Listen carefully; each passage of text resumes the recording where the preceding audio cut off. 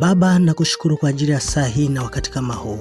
Tazama Mungu muumba mbingu na nchi, ninakutukuza kwa ajili ya matendo yako makuu ya ajabu. Tazama muda huu na saa hii, yupo mtu ambaye anapitia shida na dhoruba katika safari ya wokovu. Mwingine amekata tamaa, mwingine amevunjwa moyo kwa maneno ambayo hakustahili hata kuyasikia, akakata tamaa, akaona ni bora tu aishie tu njiani, ni bora aishie tu pale alipofika, akauacha msalaba, akarudi tena duniani. Ni kama safari ya wana wa Israeli. Japokuwa walikutana na dhoruba nyingi, wewe Bwana ukawatendea mambo makuu, lakini kuna wakati ulifika wakakata tamaa. Kuna wakati wakatamani kurudi nyuma. Kuna wakati wakatamani kurudi tena utumwani. Wakati wakatamani kurudi tena Misri.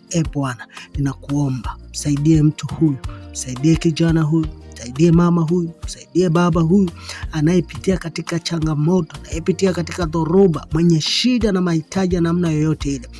Sijui ni nini anapitia katika maisha yake, lakini moyoni mwangu na wiwa kumwombea.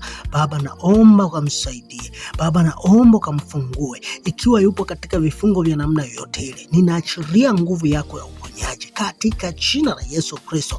Ninavunja na kuharibu, ninasambaratisha kila kuta na ngome zote za adui shetani, zikashindwe katika jina la Yesu Kristo. Kila kamba zilizomfunga ninazifungua kwa mamlaka ya jina la Yesu Kristo. Kila vifungo alivyofungwa katika jina la Yesu ninavifungua, ikiwa ni vifungo vya uzinzi, vifungo vya uasherati, vifungo vya ulevi, vifungo vya namna yoyote ile alivyovifunga adui, kwa mamlaka ya jina la Yesu Kristo ninavifungua kuanzia sasa. Bwana, ikiwa ni katika uchumi, ikiwa ni katika biashara, ikiwa ni katika safari ya wokovu, ikiwa ni kwa namna yoyote ile, Bwana, ninavunja na kusambaratisha, ninaharibu, ninavuruga. Bwana, safari yake ikawa ni safari yenye mafanikio, ikawa ni safari yenye baraka, ikawa ni safari yenye matumaini katika jina la Yesu Kristo.